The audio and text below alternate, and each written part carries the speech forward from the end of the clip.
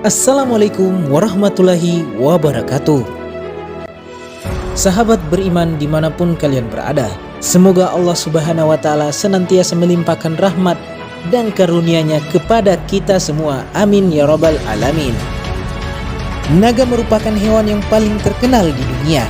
Sedemikian terkenalnya makhluk yang dianggap mitos ini, sehingga seluruh dunia memiliki legendanya masing-masing. Sebagai contoh, di Eropa, naga selalu digambarkan sebagai makhluk yang jahat. Namun beda halnya bagi masyarakat Cina. Mereka melambangkan naga sebagai kekuatan dan kekuasaan. Bahkan begitu besarnya penghormatan bangsa Cina kepada makhluk ini, sehingga kaisar-kaisar yang gagah perkasa dengan bangga mengenakan gambar naga sebagai simbol mereka. Dapat dikatakan bangsa Cina menjadi pemuja naga. Hewan satu ini sepertinya tak hanya terkenal di dunia nyata, bahkan di alam gaib ular naga juga dikisahkan memiliki kedudukan istimewa. Dulu ia berada di surga dan kini ia berada di istana iblis. Sahabat beriman yang dirahmati Allah Subhanahu wa Ta'ala, lalu apakah naga benar-benar ada dalam Islam?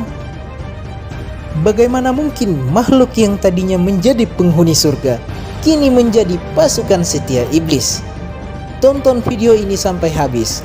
Namun jangan lupa seperti biasa untuk menekan tombol subscribe agar channel ini dapat terus memberikan informasi-informasi seputar Islam.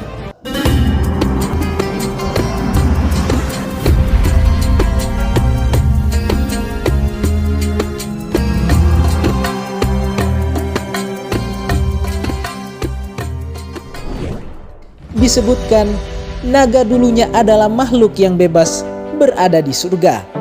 Pada masa itu, naga memiliki kaki dan dapat keluar masuk surga dengan bebasnya. Namun setelah naga mendurhaka kepada sang pencipta dan menjadi pengikut iblis, maka ia terusir dari surga. Ada yang turun ke bumi menjadi makhluk melata yang dihilangkan kakinya oleh Allah Subhanahu wa Ta'ala, dan ada juga yang masih memiliki kekuatan dan menjadi penjaga istana iblis. Diriwayatkan dari As-Sudi, dari Abi Malik, dari Abi Soleh, dari Ibnu Abbas, dan dari Murrah Al-Hamdani, dari Ibnu Mas'ud, dan dari banyak sahabat Nabi Sallallahu Alaihi Wasallam lainnya, berkata bahwa ketika Allah Azza wa Jalla berfirman kepada Adam, "Tinggallah kamu dan istrimu di surga, makanlah darinya yang bermanfaat, lagi baik sekehendak kamu berdua, dan janganlah mendekati pohon ini sehingga kamu berdua menjadi orang yang zalim." Kemudian riwayat tersebut menyebutkan bahwa iblis berupaya untuk menemui Adam dan Hawa di surga, namun terus dihalangi oleh para penjaganya. Lalu muncullah seekor ular yang memiliki kaki 4 seperti layaknya unta dan tampak sebagai hewan yang paling bagus.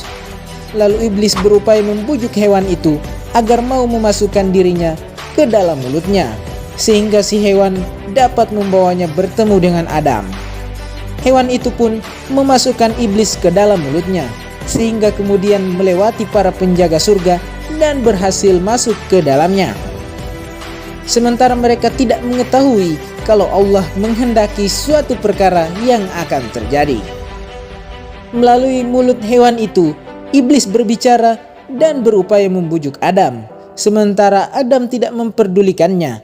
Karena itulah iblis pun keluar dari mulut makhluk berupa ular berkaki 4 itu dan lalu menemui Adam. "Wahai Adam, maukah aku tunjukkan kepadamu sebuah pohon yang apabila kamu memakan buah darinya, maka kau akan abadi dan tidak akan sirna?" kata iblis melancarkan bujuk rayunya. Adam hanya diam, tak bereaksi apapun, hingga iblis kembali berkata, "Wahai Adam, maukah engkau aku tunjukkan sebuah pohon yang apabila engkau memakan buah darinya, maka engkau akan menjadi raja seperti Allah Subhanahu wa Ta'ala, atau kalian berdua akan kekal dan tidak akan mati selamanya?" Untuk memaksakan tipu muslihatnya, iblis pun bersumpah atas nama Allah dengan mengatakan, "Demi Allah yang rohku ada di tangannya, sesungguhnya Aku hanya menasehati kalian berdua." Dengan bujuk rayunya ini, iblis sesungguhnya menginginkan agar aurat mereka berdua tampak dengan terlepasnya pakaiannya. Iblis mengetahui bahwa Adam dan Hawa memiliki aurat setelah berhasil mencuri dan membaca kitab malaikat, sementara Adam tidak mengetahui perihal ini. Meski iblis telah berulang kali membujuknya, namun Adam tetap enggan untuk memakan buah dari pohon itu. Akan tetapi berbeda halnya dengan Hawa. Ia mendekati pohon itu dan memakan buahnya. Setelah itu, kemudian Hawa berkata kepada Adam, "Wahai Adam, makanlah, sesungguhnya aku telah memakannya dan tidak terjadi apa-apa padaku."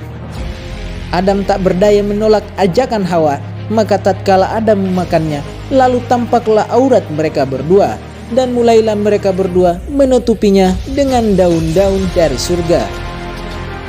Abdul Razak dan Ibnu Zaris meriwayatkan dari Ibu Abbas dan berkata, "Sesungguhnya iblis menawarkan dirinya kepada setiap binatang melata agar dapat membawanya masuk ke surga dan berbicara kepada Adam dan istrinya. Namun semua hewan menolak tawaran itu.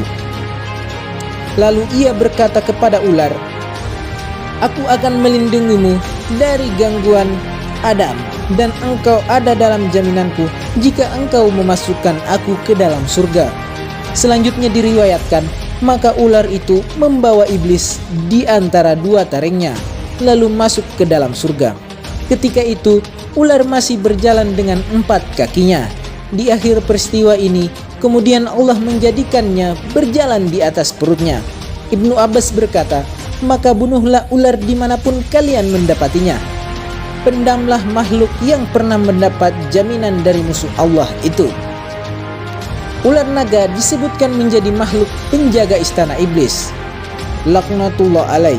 Sahabat beriman yang dirahmati Allah Subhanahu wa taala, ular naga disebutkan menjadi makhluk penjaga istana iblis laknatullah alaih ini, sehingga iblis memberikan kedudukan khusus kepada bangsa ular karena jasanya di langit yang telah berhasil membantunya untuk bisa mengeluarkan Adam dan Hawa dari surga.